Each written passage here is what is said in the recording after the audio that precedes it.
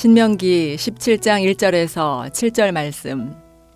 흠이나 악질이 있는 소와 양은 아무것도 내 하나님 여호와께 드리지 말지니 이는 내 하나님 여호와께 가증한 것이 됨이니라.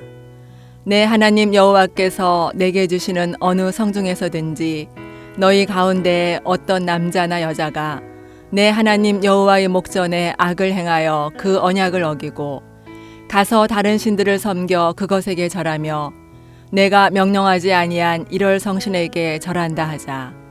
그것이 내게 알려짐으로 내가 듣거든 자세히 조사해 볼지니 만일 그 일과 말이 확실하여 이스라엘 중에 이런 가증한 일을 행함이 있으면 너는 그 악을 행한 남자나 여자를 내 성문으로 끌어내고 그 남자나 여자를 돌로 쳐 죽이되 죽일 자를 2사람이나 3사람의 증언으로 죽일 것이요 한 사람의 증언으로는 죽이지 말 것이며 이런 자를 죽이기 위하여는 증인이 먼저 그에게 손을 댄 후에 뭇 백성이 손을 댈지니라.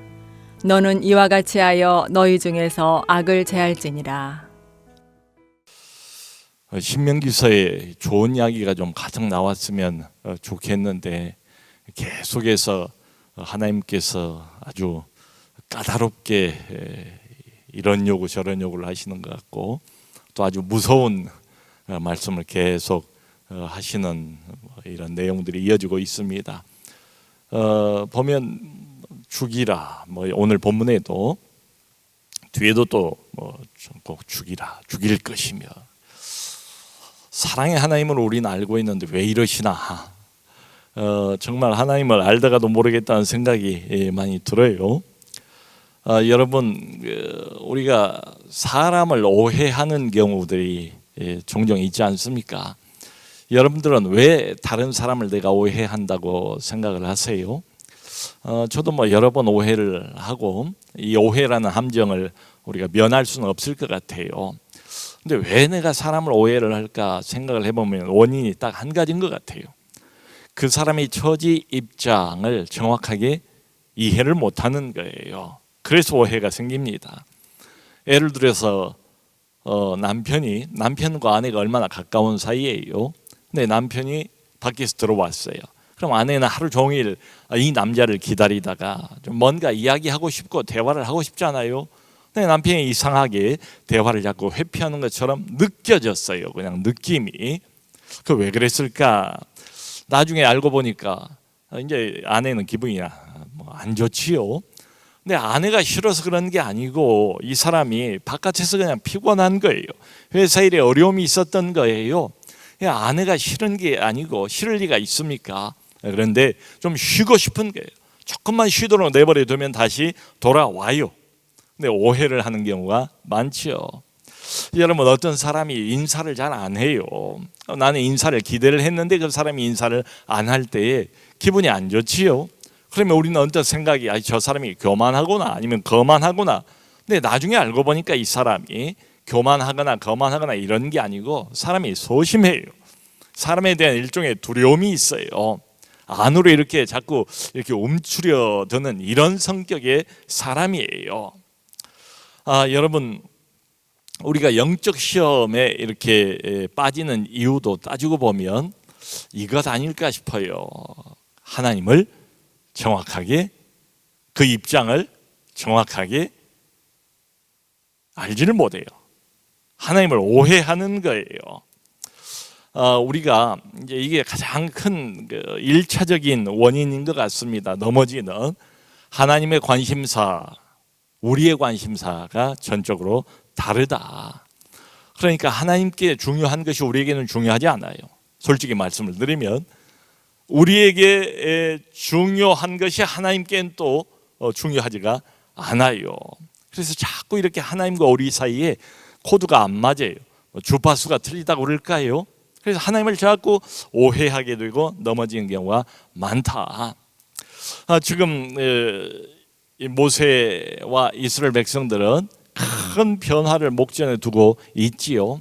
40년 동안의 광야 생활이 이제 다 끝났어요. 이제 곧 젖과 꿀이 흐르는 가나안 땅으로 들어갑니다. 모세가 들어갈 하나님의 백성 공동체에게 주고 있는 당부의 말씀이 신명기서예요. 여러 이야기를 지금 쭉 모세가 이어서 하고 있습니다. 17장까지 왔어요. 근데 이 내용들을 다 요약을 해보면 단순해요. 뭔가 하면 하나님만 섬겨라, 가나안 땅 들어가더라도. 그리고 하나님 말씀에 귀를 잘 기울여라, 그 이야기예요. 마치 이제 우리가 좀 인간적으로 표현을 해보면 아빠가 어디 출장을 갈 때에 아이들하고 이제 작별을 하지 않습니까? 아이를 안아주면서 아이가 아빠 잘 다녀오세요라고 인사를 하면 되게 아빠들이 뭐라고 말합니까? 그래, 나 아빠 갔다 올 동안에 공부 잘하고 엄마 말씀 잘 듣고, 이런 식이에요. 모세가 하는 이야기도 하나님 말씀 잘 듣고 하나님만 섬기고. 그러면서 모세가 계속 어떤 이야기를 하는가 하면, 만일에 하나님을 제대로 안 섬기고 하나님 말씀을 제대로 안 들으면 어떻게 되는가, 그것까지를 아주 조목조목 구체적으로 이야기를 합니다. 이런 형벌 저런 형벌이 있을 것이라는 것을 이야기를 해줘요. 그러니까 자꾸 이런 이야기들이 반복되어 나오는 것을 들으면서 이거 마치 어린애 겁주는 것처럼 어찌 보면 유치하게 느낄 수도 있어요. 근데 오늘 17장을 보면 본문도 같은 맥락이에요.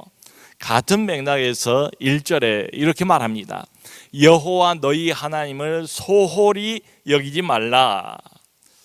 그러면서 이스라엘 백성들이 늘 하나님에게 이제 재물을 가지고 나오는데 흠 있는 재물을 가지고 오지 말래요.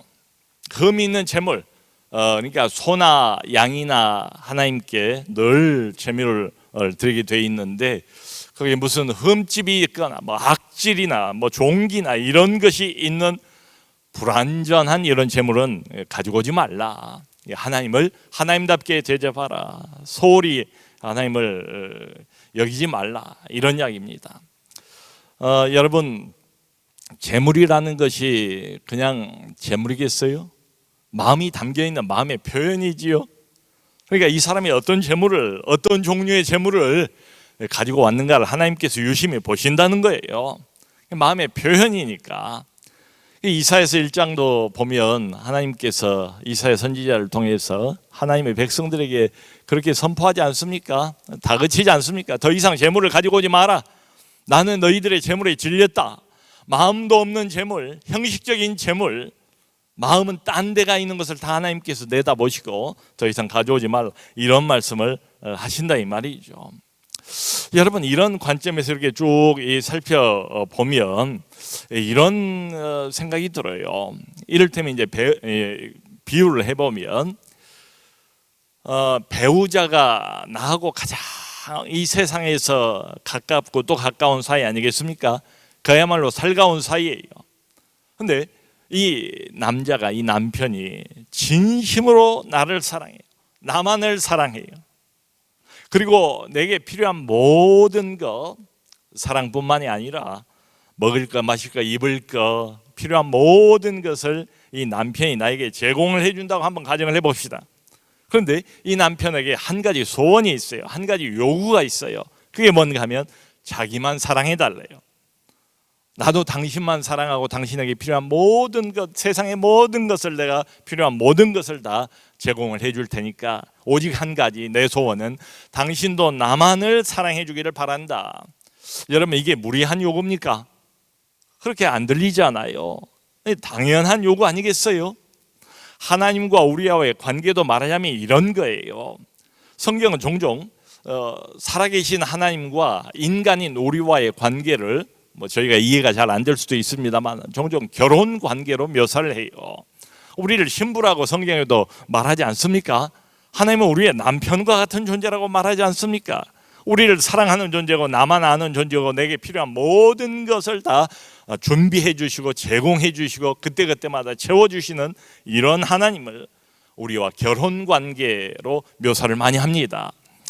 이것을 다른 말로 조금 더 신학적인 용어로는 언약 관계다. 하나님과 우리 사이에 결혼 언약을 맺었다. 뗄래야 뗄 수 없는 관계다. 매우 매우 깊고 오묘한 관계다. 신비한 관계다.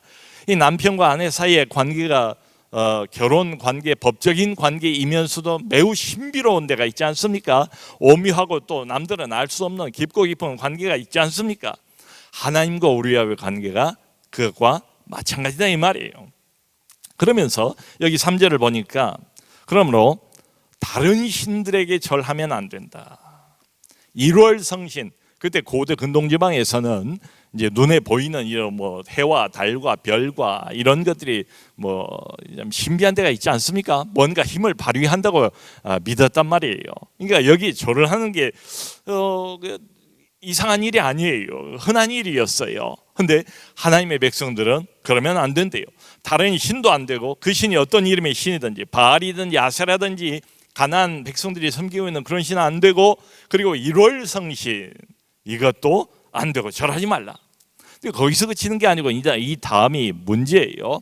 만일 누가 남자든 여자든 어떤 성읍 안에서 이렇게 우상을 숭배한 일이 고발이 되거나, 어떤 사람이 고발을 했어요. 저 사람이 엉뚱한 신을 섬긴다, 1월 성신에게 절했다, 고발이 되거나 이게 알려지면 절대로 그냥 넘어가지 말라, 이렇게 말씀을 하시는 거예요.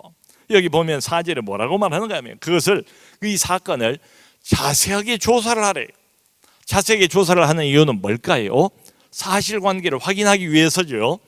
왜냐하면 어떤 사람이 음해를 할 수도 있잖아요.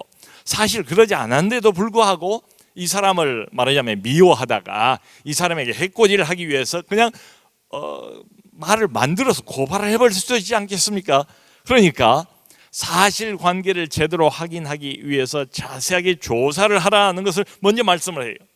그리고 그게 사실로 드러나면 그 다음에 어떻게 할 것인가를 아주 자세하게 하나님께서 일러주세요. 이 사람들을 성문으로 끌어내래요.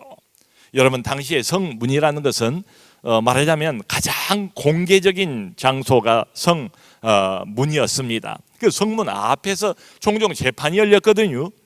그러니까 모든 사람들이 다 쳐다보고 있는 공개적인 자리에서 이 사건을 공개적으로 처리하라, 이런 이야기입니다.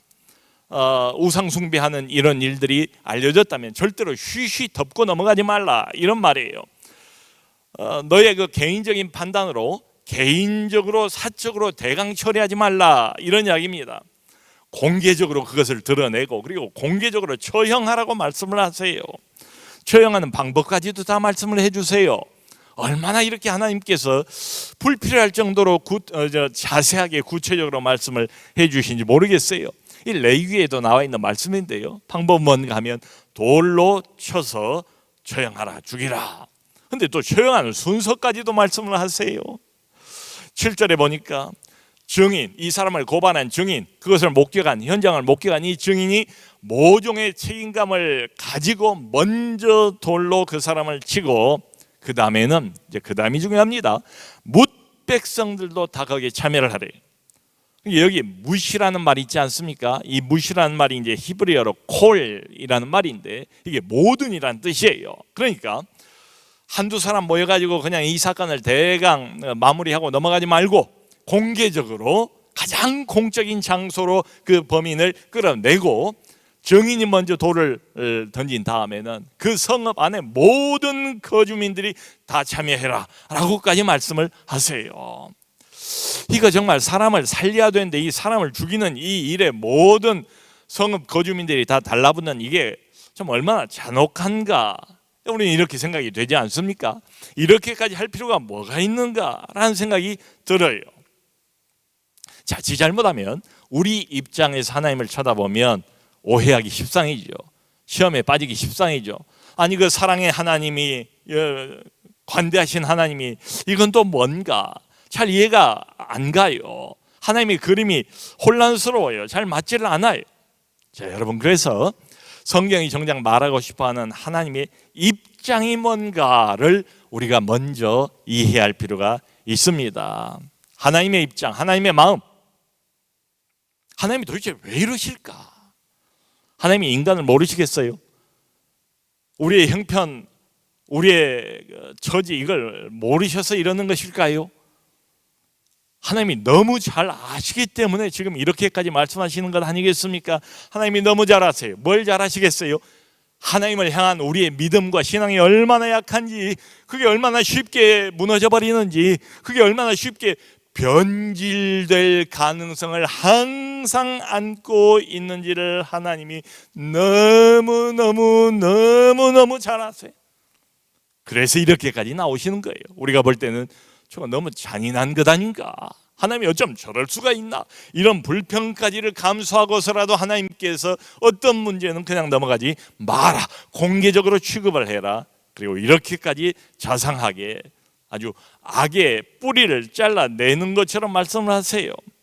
그러니까 그 성읍 거주민들이 이 돌 던진 일에 참여하는 것을 하나님은 잔인한 일로 보는 게 아니고 이 사람들의 신앙 고백 차원에서 다루고 계시는 거예요.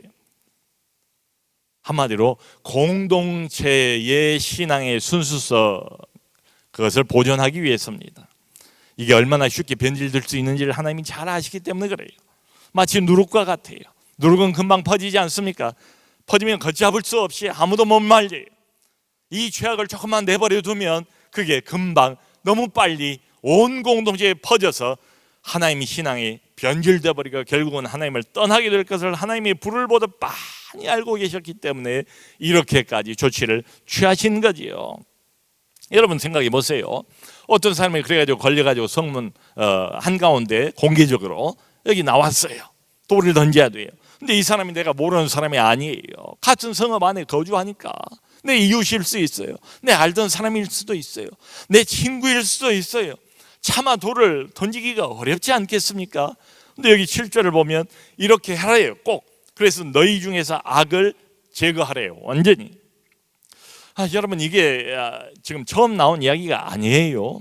거의 40년 전쯤에 모세가 시내산 위에 올라가 있었을 때에 남은 이스라엘 백성들은 그 산 아래에서 무엇을 했습니까? 아론을 필두로 해가지고 금송아지를 근사하게 만들지 않았습니까? 금송아지를 만들어 놓고 이것이 우리를 애굽에서 건져낸 신이다, 우리의 신이다, 이것이 바로 여호와다, 뭐 춤을 추며 난리법석을 피우지 않았습니까? 그때에 모세가 결국 어떤 조치를 취합니까? 출애굽기 32장을 보면 아주 극단적인 조치를 취해요. 자, 오늘 이런 범죄를 너희가 여호와 앞에 행했으니 여호와 편에 서기를 원하는 자는 다 내게로 오라. 그랬더니 레위 자손들이 대거 나와서 여호와 앞에 서겠다고 모세 옆에 딱 선 거예요. 레위 자손들이. 그러니까 모세가 뭐라고 명령을 하는가 하면은 너희가 이쪽 저쪽으로 다니면서 오늘 여호와 앞에서 우상을 섬긴 이 사람들 다 칼로 죽이라, 이렇게 명령을 해요. 그래서 그날 자신들의 형제, 친구, 이웃 3,000명이 죽었대요. 심지어 거기는 어떤 말이 나오는가 하면 자기의 자식까지 죽인 것처럼 자기의 자식을 죽인 그런 기록도 나와 있어요. 도대체 이게 뭔가? 그런데 더 좀 이상한 것은 이런 일을 행한, 그게 얼마나 대단한 희생입니까? 얼마나 정말 가슴이 찢어질 듯한 아픔이 있었겠습니까? 이게 누굽니까? 내 친구인데, 이게 누굽니까? 내 이웃인데, 이게 누굽니까? 내 가족인데. 근데 자기들 손으로 우상숭배했던 그 사람들을 죽여야 되는 얼마나 참 큰 고통이 있었겠습니까? 그런데 그 사건 이후에 이 사람들에게 하나님께서 복을 내리셨대요. 참 어떤 하나님인가? 우리가 언뜻 생각해 보면 이해 못할 하나님, 이상한 하나님, 우리 입장에서 바라보면 하나님 입장에서 바라볼 필요가 있다. 여러분, 우리가 알기에 하나님은 어떤 분이십니까? 성경 전반이 우리에게 계속 강조하고 또 보여주고 있는 하나님의 모습은 뭐예요? 하나님은 사랑이 많으신 분이고 오래 참으신 분이고 자비와 긍휼이 많으신 분 아닙니까? 그리고 회개하면 얼마든지 용서하신 분 아닙니까? 이런 하나님이세요. 그게 하나님의 일반적인 모습, 보통 하나님의 모습 맞아요. 근데 성경을 보면 오늘 본문이 보여주는 것처럼 어떤 문제에 대해서는 매우 심각하게 하나님께서 다루신다. 용납이 없으시다. 그게 뭐냐? 대표적으로 우상숭배, 다른 신을 섬기는 문제, 짝퉁 하나님을 용납하는 문제, 이스라엘의 순수한 여호와 종교 안에 혼합 신을 들여와서 혼합 종교로 만들어버린 이런 일들, 이걸 하나님께서 매우 심각하게 다루신다. 여기 2절에도 보면 뭐라고 나왔는가 하면 이런 일들은 여호와의 목전에서 악을 행하는 것이다. 여호와의 목전이라고 그랬으니까 하나님의 눈 앞에서 버젓이 보란 듯이 악을 행하는 것이다. 결혼 관계라고 말씀을 드렸잖아요. 이게 무슨 행위인가 하면 결국 영적인 간음입니다. 하나님과의 결혼의 언약을 스스로 파기하는 일이래요.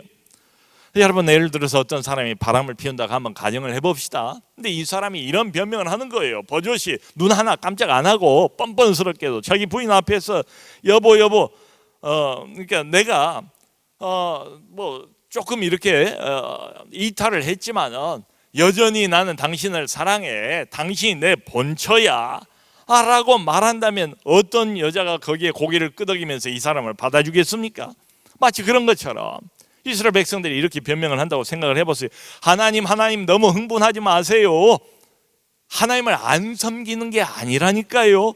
여전히 하나님께서 메인이시고 이런 그 신들, 이건 바알은 부수적입니다. 아세라는 부수적이에요. 하나님이 우리의 메인 신입니다. 그걸 아시지 않습니까? 이게 통하겠습니까? 그러지 말라. 하나님이 대단히 심각하게 이 문제를 다루신다. 그냥 넘어가지 않으신다. 말하자면 저쪽은 뭔가 하면 하나님은 나만 안다는 거예요. 나만 사랑하신다는 거예요. 나 때문에 자기 목숨을 주신 분 아닙니까? 종래에는 그 하나님의 가슴에 못을 박는 행위다, 이런 거지요. 그런 이야기가 신앙만 나오는 게 아니에요. 예수 그리스도께서 우리를 위해서 십자가에 못 박혀 죽으셨지만은 그리스도가 죽기 전에 이미 구약에 여러 번 하나님은 동일하신 하나님이시니까 그분이 그런 사랑을 하소연하는 장면이 여기저기 많이 나옵니다. 많은 민족 중에서도 너희만 알았다. 너희는 내게 특별한 존재다. 내 사랑이다. 내 영광이다. 별별 말씀을 다 하세요. 그러니까 하나님을 모르는 이방인들은 뭐 어쩔 수 없죠. 바알을 섬기다 아세라를 섬기는 게 무슨 상관이에요. 하나님께서 그런 것을 나무라진 않아요. 그런데 하나님께서 구원하시고 건지시고 자기 백성 만든 소위 하나님의 백성 공동체 교회를 다니는 사람, 교회 안에서 이런 일이 있어서는 안 된다. 다른 신을 섬기는 것 절대 안 되고, 짝퉁신을 들여오는 일 절대 안 되고, 여기에는 용서가 없다, 예외가 없다. 남자든 여자든 어떤 성읍이든지 예외가 없다는 거예요. 단호하게 하나님께서 대처를 하라는 겁니다. 말씀드린 것처럼 다른 신에게 견눈질하는 거, 하나님을 섬기면서 나 하나님 섬기는 사람입니다라고 고백도 하면서, 그러면서 힐끗힐끗 다른 신에게 견눈질하는 거, 영적인 간음을 하는 거, 뭐 자기 부인 놔두고 다른 여자에게 자꾸 추파를 던지고 마음을 그쪽으로 자꾸 주고 있는 거, 하나님이 우리 마음을 모르시겠는가 이 말이지요. 예? 단호하게 하나님이 대처를 하세요. 누룩과 같다. 이게 내버려두면 순식간에 퍼져서 온 공동체를 다 검은 색깔로 물들여 버릴 것을 하나님이 너무 잘 아세요. 그러니까 하나님이 용서하신 분 맞지만 무조건 어떤 일이든 다 그래 하고 싶은 대로 해, 괜찮아, 하나님은 관대한 분이니까, 무조건 용납하는 게 절대로 사랑이 아니라는 거지요. 그러니까 하나님이 무엇을 중요하게 생각하시는가, 하나님이 어디에 목을 매는가, 이를테면 그걸 우리가 알아야 될 필요가 있다. 오늘 본문을 보면 아주 명백해 보여요. 하나님의 신앙 공동체 그 순수성을 보존하는 일, 우리 신앙의 순수성, 거기에 어떤 이물질이 조금이라도 들어가는 것을 하나님은 용납하지 않으신다. 말하자면 우리 영혼을 지키는 일에 하나님은 가장 최우선의 관심을 가지고 있다. 지금 이스라엘 공동체가 어떤 새로운 국면으로 접어드는 순간이잖아요. 가나안으로 들어가려고 그러니까. 여러분, 그 전에 여호수아가 여리고성을 이제 처음 정복을 했을 때 그 후군요, 여호수아가 바톤을 이어받아서 드디어 가나안 땅으로 들어가서 맨 처음에 여리고성 정복이 나오지 않습니까? 이것도 첫 번째 전투예요. 그런데 어때요? 아간이란 사람이 금, 은 그리고 옷 몇 개를 숨기지 않았습니까? 그러니까 이게 신앙 공동체의 순수성을 회파하는 일이에요. 그걸 하나님께서 심각하게 보시지 않았습니까? 아간과 아간의 집안을 전부 다 몰살시키는 이런 장면, 왜 그러는가? 신약 성경에 들어오면 신약교회가 막 출발하고 성령으로 막 충만하고 부흥하고 교회가 그러면서 영적 영향력을 온 세상에 이렇게 떨어뜨리고 있을 그때에 아나니아와 삽비라 사건이 일어나지 않습니까? 이 신약교회 초기에 이 사건을 하나님이 얼마나 심각하게 다루십니까? 이 사람들이 재산을 안 드린 게 아니잖아요. 드렸어요. 그런데 얼마를 감춰놓고 다 드렸다고 거짓말을 한 거예요. 거짓말 좀 했다 이러서니 그보다 더 심한 소리를 한 사람도 많은데 교회 다닌다면서 지금도 그런 사람들은 괜찮아요. 그런데 신약 성경 그 초두에 하나님의 신약 교회가 이 땅에 세워지는 그 초기에 하나님께서 이 일을 매우 심각하게 다루셨다. 우리가 그러니까 하나님이 뭘 중요하게 생각하시는가, 하나님의 입장이 뭔가, 하나님의 속마음이 뭔가를 눈치칠 필요가 있습니다. 여러분, 지금 아시는 것처럼 서구 교회가 얼마나 참 영적으로 침체되어 있습니까? 뭐 코로나까지 덮쳐가지고 뭐 더 말할 나이가 없겠지요. 그런데 역사적으로 보면 서구 교회든 뭐 동양 교회든 마찬가지예요. 교회가 무너져 버리는 원인이 딱 두 가지입니다. 신학의 세속화 1번, 신학의 세속화, 이상한 신학을 끌고 들어오는 거예요. 소위 인간주의 신학을 끌고 들어오는 거예요. 인간의 이성을 하나님의 말씀보다 더 우위에 두는 이런 신학, 소위 말하는 그 서양의 고등비평이라는 걸 가지고 들어와서 그 비평 정신을 가지고 성경을 다 자기 이성으로 쪼개는 거예요. 자기가 성경보다 더 권위가 있는 사람인 것처럼 성경을 판단을 하는 거 아니겠습니까? 그 자유주의 신학, 고등비평 이런 게 들어오면서 하나님을 향해서 가지고 있었던 순수한 신앙을 잡아먹은 거예요. 잡아먹혀버린 거예요. 보수 신앙이 다 없어져 버린 거예요. 그 영향을 한국도 받아서 제가 신학교를 들어간 때하고 지금하고 상황이 많이 달라요. 예? 뭐 장로교든 무슨 뭐 다른 교단이든 뭐 감리교든 할 것 없이 외국에서 이상한 신학의 물이 들어와서 순수한 하나님의 신앙, 성경적인 신앙 이런 것들을 점점 갉아먹고 있어요. 많이 넘어가 버렸어요. 신학교가 얼마나 참 어려운지 지금 신학생 모집을 해도 대부분의 신학교들이 1대1이 되지를 않아요. 인기가 없어졌어요. 옛날과 달라졌어요. 그러면서 신학이 이렇게 좌경화되고 자유주의 신학 쪽으로 흘러가 버렸으니까 교회의 미래가 더 어둡지 않은가 이런 생각이 들어요. 근데 아이러니한 것은 신학교에서 이상한 신학을 배운 이 사람들이 교회 가서 설교할 땐 또 성경 따라서 설교를 해요. 왜냐하면 대부분의 우리 한국교회 교인들이 아직까지도 하나님의 신앙, 성경신앙, 보수적인 신앙, 정통신앙, 개혁주의 신앙을 가지고 있다는 것을 알기 때문에 이상한 헛소리를 하기가 어려운 거예요. 자기 양심을 속이면서 성경대로 설교를 하는 것처럼 그러고 있단 말이죠. 이미 상당수의 신학교가 성경을 하나님 말씀으로 믿지를 않습니다. 인간의 이성을 그 위에다가 둡니다. 은사주의자들은 또 어떻습니까? 성경 하나님의 말씀의 권위를, 최종적인 권위를 두는 게 아니라 자신이 했던 체험, 직통계시 여기에다 우위를 둬요. 그래서 제가 공부를 했던 우리 합동신학원의 그 박윤선 박사님, 아마 다른 건 다 학생들이 시간 지나면 잊어버렸을 거예요. 근데 박윤선 박사님, 이분의 이 말만은 죽을 때까지 못 잊어버릴 겁니다. 그분이 늘 수시로 노래를 부르는 것처럼 귀에 못이 박이도록 했던 소리가 뭔가 하면 계시 의존적 사색. 홍정길 목사님도 그 말은 기억하실 겁니다. 계시 의존적 사색.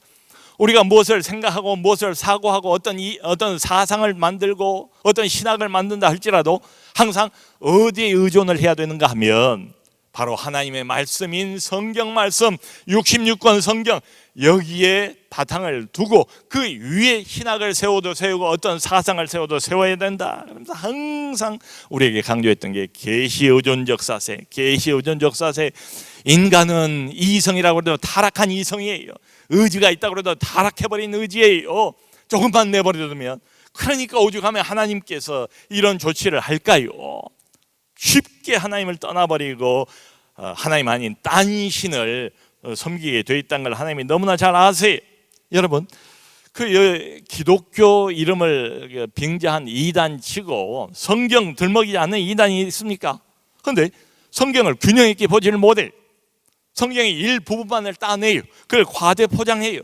동일교, 여호와 증인, 신천지, 구원파, 안상홍 증인, 안식교 등등 모든 기독교 이단들은 다 성경 들먹이에요. 하나님 들먹이에요. 예수님 이야기해요. 성령 이야기해요. 거기 기적도 나타나요. 그런데 성경이 일부를 빼다가 그것을 뻥튀기 해서 그것만을 강조한 나머지 균형을 잃어버리죠. 결국 엉뚱한 하나님, 성경의 하나님이 아니에요. 순수한 하나님이 아니에요. 순수한 신앙을 훼손하고 회파하는 이상한 하나님을 결국은 만들어내기 마련이죠. 여러분, 성경 인용한다고 해서 다 그게 하나님 말씀이겠습니까? 심지어는 마귀조차도 성경을 인용하지 않습니까? 누가복음 그 4장을 보면 예수님이 40일 굶고 난 뒤에 마귀가 나타나서 세 가지 시험을 하지 않습니까? 자, 성경에 보면은 하나님의 아들이 네가 맞다면 하늘에서 한번 떨어져 봐라. 그러면 천사가 받쳐준다고 하지 않았느냐? 성경을 인용하면서 예수님 하나님의 아들까지도 유혹하는 마귀. 마귀는 우리를 극단화시킵니다. 균형을 잃게 만들어버려요. 결국은 성경의 하나님이 아닌 짝퉁 하나님, 순수한 우리의 신앙을 훼손하는, 그래서 이상한 하나님 쪽으로 우리를 끌어가는 게 마귀의 전략입니다. 오직 했으면 바울이 갈라디아서 1장에서 갈라디아 교인들을 향해서 심한 소리를 하지 않습니까?